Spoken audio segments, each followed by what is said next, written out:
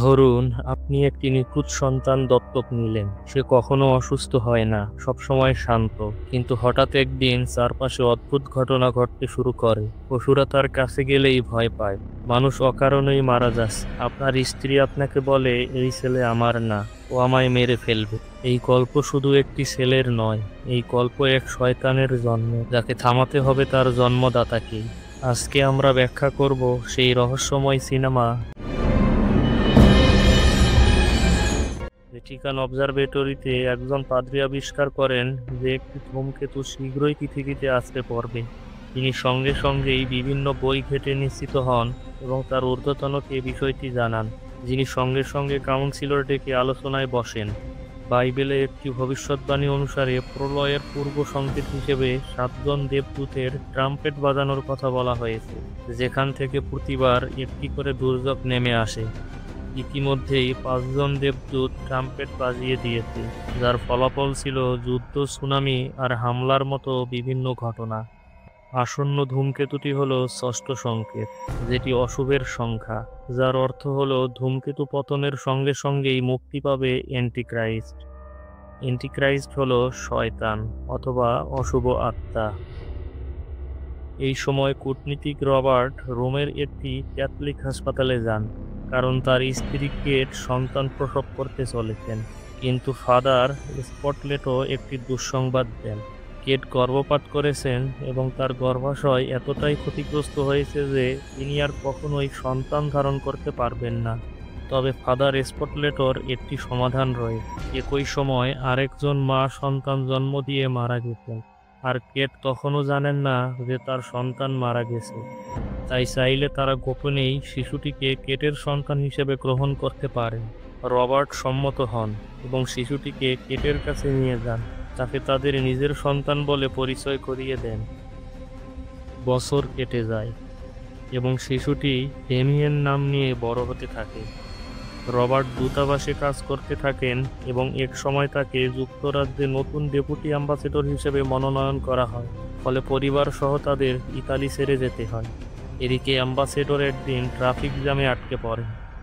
একই সময় একটি কর্মচারী ভুল করে একটি হুইল স্টপার ফেলে দেয়, যার ফলে একটি স্টার ট্রাক গড়িয়ে পড়ে রাস্তায় এবং অ্যাম্বাসেডরের গাড়িকে ধাক্কা দেয়।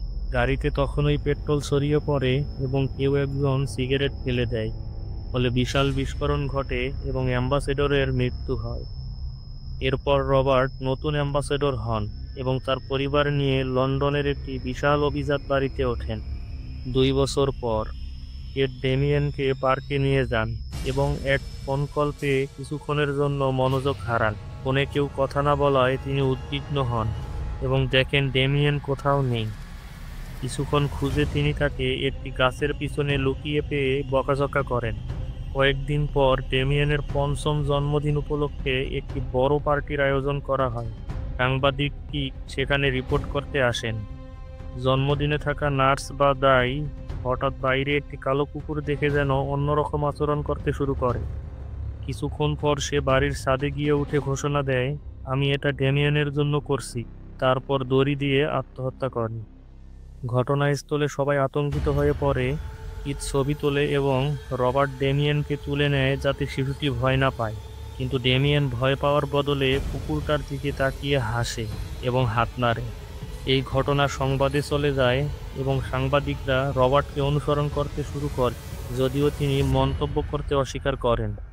একবার সাংবাদিকদের এড়িয়ে চলার সময় রবার্টের সঙ্গে কিথের ধাক্কা লাগে এবং কিথের ক্যামেরা ভেঙে যায়। রবার্ট তাকে নতুন ক্যামেরা দেওয়ার প্রতিশ্রুতি দেন। এরপর ফাদার ব্রেনান রবার্টের সঙ্গে দেখা করতে আসেন এবং জানান ডেমিয়েন আসলে অ্যান্টিক্রাইস্ট এবং তার প্রকৃত মা ছিল একটি শেয়াল। তিনি জানান তিনি সেই রাতে হাসপাতালেই ছিলেন। রবার্ট মনে করেন এই লোক পাগল এবং নিরাপত্তারক্ষীদের দিয়ে তাকে বের করে দেন। ব্রেনান বের হয়ে যাওয়ার সময় কিথ তাকে দেখতে পান এবং আরও ছবি তোলেন। এরপর রবার্ট ও কেট নতুন নার্স মিসের বেলককের ইন্টারভিউ নেন এবং তার অভিজ্ঞতায় মুগ্ধ হয়ে তাকে চাকরি দেন। বেলকক ডেমিয়েনের সঙ্গে দেখা করে বলেন তিনি তাকে রক্ষা করতে এসেছেন। এদিকে কিথ তার তোলা ছবিগুলো বিশ্লেষণ করতে গিয়ে দেখতে পান যে প্রতিটি ছবিতে ব্রেনানের মাথার উপর দিয়ে একটি অদ্ভুত রেখা চলে গেছে। পরের দিন পরিবারটি আগের নার্সের শেষকৃত্যের জন্য অংশ নিতে যায় এবং কেট অনুরোধ করেন বেলকক যেন ডেমিয়েনকে সঙ্গে নিয়ে আসেন। বেলকক বলে ডেমিয়েনের শরীর ভালো না, তাই তার না যাওয়াই ভালো, কিন্তু কেট তা বিশ্বাস না করে এবং জোর করে ডেমিয়েনকে গাড়িতে তুলে দেয়। তার পাশের ভবনে ক্রুশ চিহ্ন দেখে ডেমিয়েন অসুস্থ বোধ করে এবং হঠাৎ করেই উন্মাদ হয়ে ওঠে। সে চিৎকার চেঁচামেচি করে এবং তার মাকে আক্রমণ করে বসে, ফলে কেট আহত হন। এরপর রবার্ট ছেলেকে শক্ত করে ধরে ফেলে এবং ড্রাইভারকে বলে গাড়ি ফিরিয়ে নিয়ে যেতে। বাসায় ফিরে রবার্ট কেটের ক্ষত সেবা করেন। কেট লক্ষ্য করেন ডেমিয়েন কখনোই একদিনের জন্য অসুস্থ হয়নি, অথচ আজ হঠাৎ এমন আচরণ করছে যা একদম অস্বাভাবিক। এরপর কেট গোসল করতে গিয়ে দেখে তার কবজি থেকে রক্ত পড়ছে এবং সে দেখে ডেমিয়েন সামনে দাঁড়িয়ে আছে, মুখে মুখোশ পরে। হঠাৎ মুখোশ খুলে সে ভয়ানক দাঁত বের করে একটি দড়ি ধরে আছে, কিন্তু তখনই কেট চমকে ওঠে এবং দেখে এটি ছিল একটি দুঃস্বপ্ন। অন্যদিকে রবার্ট ডেমিয়েনকে দেখতে গিয়ে দেখে একটি কুকুর তার দিকে গর্জন করছে।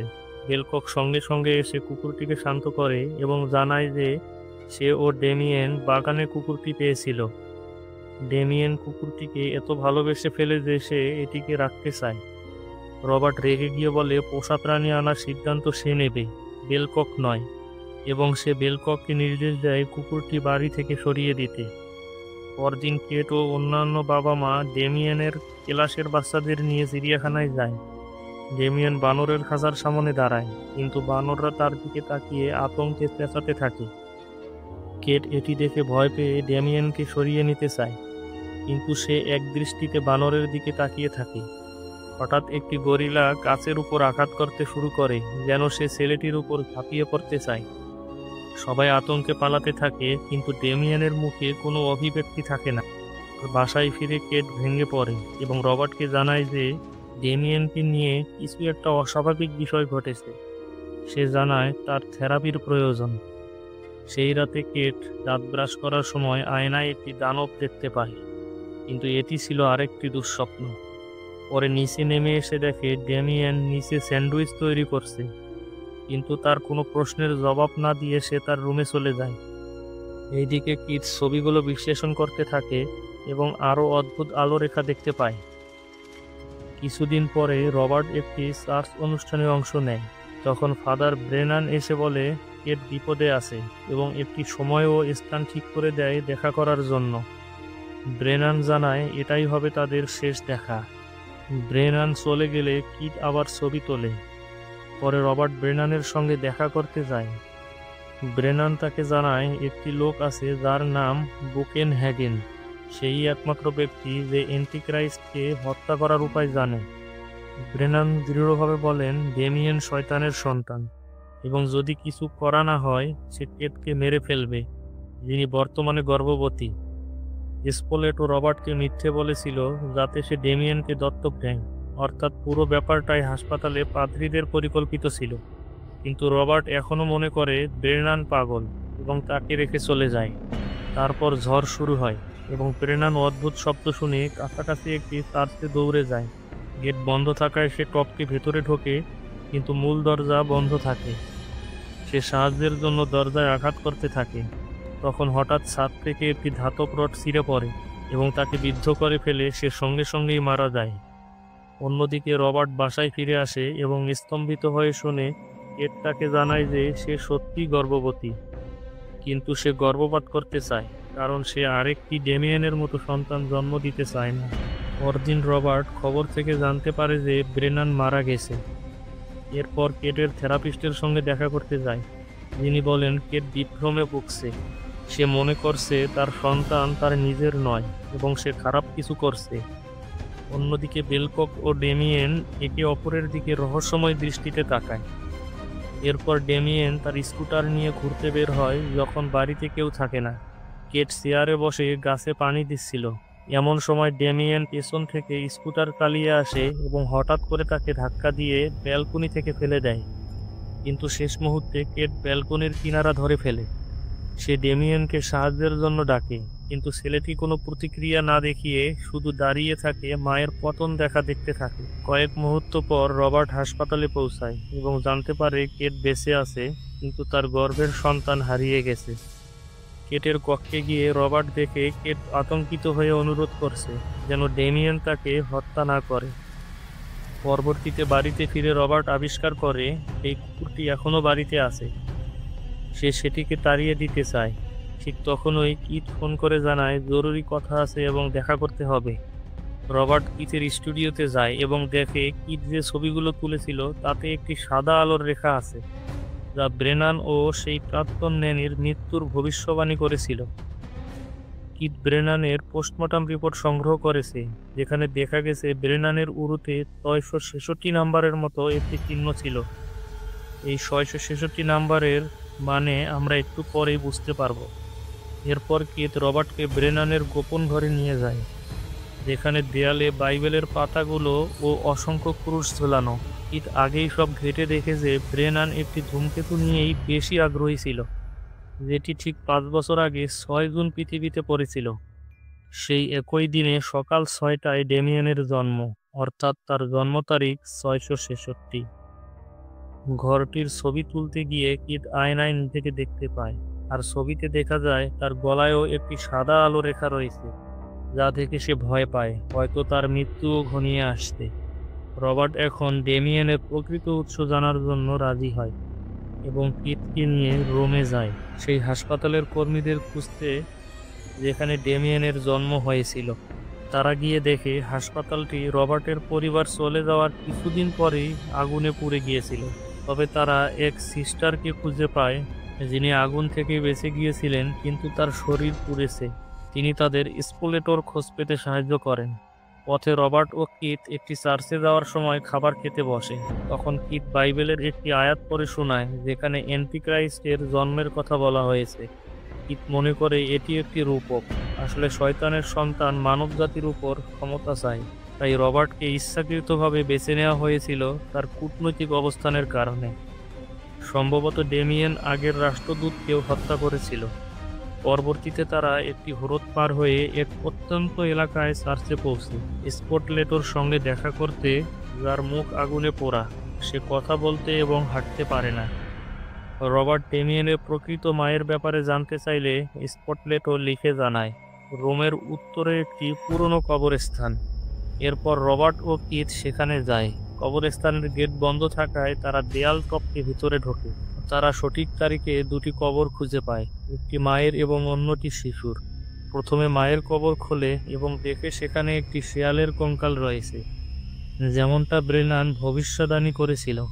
পরে তারা শিশুর কবর খোলে এবং রবার্ট ভেঙে পড়ে যখন দেখে শিশুর খুলি ফুটো, মানে তার নিজের ছেলেকে ইচ্ছাকৃতভাবে হত্যা করা হয়েছিল ডেমিয়েনকে জায়গা দেওয়ার জন্য।